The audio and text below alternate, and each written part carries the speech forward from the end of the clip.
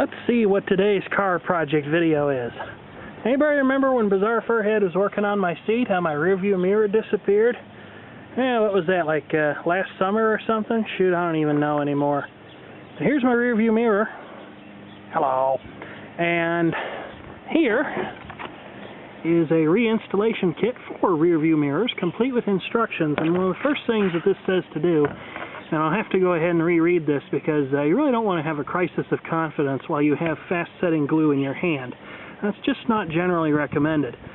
But the first thing I have to do is I have to go ahead and take the little button that the mirror sits on and pop it out of its mountings. And I don't think there's very much to doing that. Sometimes there's a set screw on these things, but in this case, it looks like this is only a friction fit. And of course, you probably need a little bit of assistance to do that. So we use a moderately sized screwdriver, which I wonder where it was made. I don't know. But the first thing I've got to do before I do any of that is I've probably got to go in here and do a little cleanup on the windshield, because my guess is that the windshield's a little dirty, and I also need to get that scented tree out of there so it's not getting in the way, and pull the wiring harness back down for the interior lighting that's part of the rear view mirror. That's probably a violation of some rule right there, to have a 100-year anniversary from the Ford Motor Company promotional item in your General Motors vehicle. And there's that little tab, and this of course is the windshield facing side of it, which needs to be very, very clean and free of fingerprints and things. And then this is the mirror side, and the funny thing is, I've never seen this done before. Looks like they actually held that on there with adhesive, and there's a date code on this thing, 7/08 of 2002. Which is kind of odd. I thought this truck was assembled earlier than that. Who knows?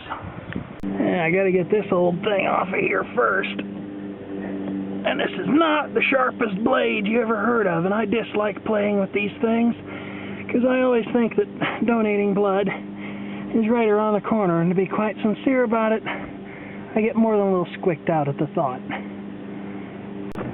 One's cheeser, right? What's the other one? Both cheese? Ouch! Whoops, there went the blade. Look at that ugly old thing. Piece of old adhesive. She's got a little more cleanup to do. Bizarre Furhead says hi. Go on in and eat your pizza, Furhead. Wait for dinner. Oh, it'll be cold by then.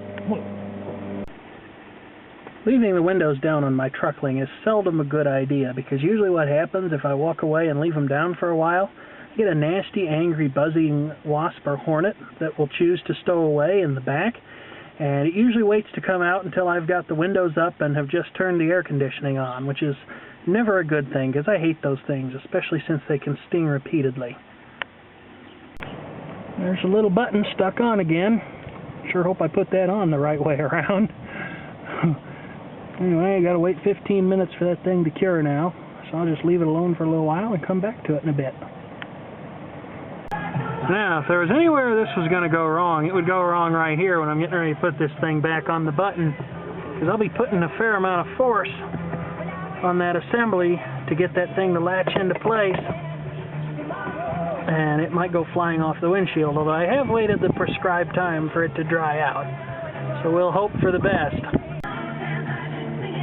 There it is, folks. See the neighbor's Camaro back there, and you see my ugly mug. Wonder if we ought to test drive it. What do you think, Bizarre Furhead? I'd say that's a go. You need a co-pilot? Sure, why not? All right.